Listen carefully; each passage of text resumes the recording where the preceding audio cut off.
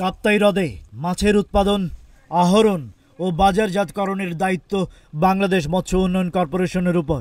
প্রতি বছর বর্ষায় মাছ প্রাকৃতিকভাবে ডিম ছাড়লেও পলি ভরাটের কারণে কাপ্তাই হ্রদ ভরাট হয়ে যাচ্ছে, সংকুচিত হচ্ছে প্রাকৃতিক প্রজনন ক্ষেত্র, যে কারণে হ্রদের প্রাকৃতিক প্রজনন ব্যাহত হচ্ছে, কমছে মাছের উৎপাদন।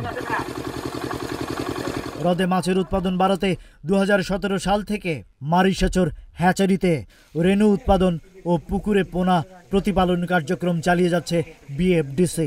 চট্টগ্রামের হালদা নদী ও কাপ্তাই হ্রদের রুই জাতীয় মাছ এনে কৃত্রিম প্রজননের মাধ্যমে পোনা উৎপাদন করা হচ্ছে হ্যাচারি ও পুকুরে।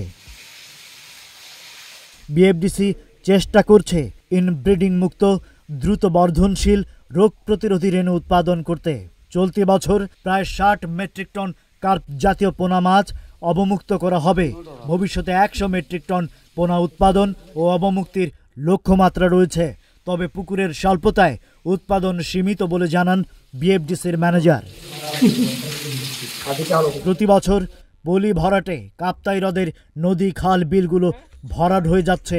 এতে হ্রদের প্রজনন ক্ষেত্র হুমকির মুখে। মাছের উৎপাদন বাড়ানোর পাশাপাশি হ্রদের টেকসই ব্যবস্থাপনায় দীর্ঘমেয়াদী মাস্টার প্ল্যান প্রয়োজন ও বাস্তবায়নের দাবি স্থানীয়দের। রাঙামাটি প্রতিনিধি জাহেদা বেগমের পাঠানো তথ্যচিত্রে ডেস্ক রিপোর্ট।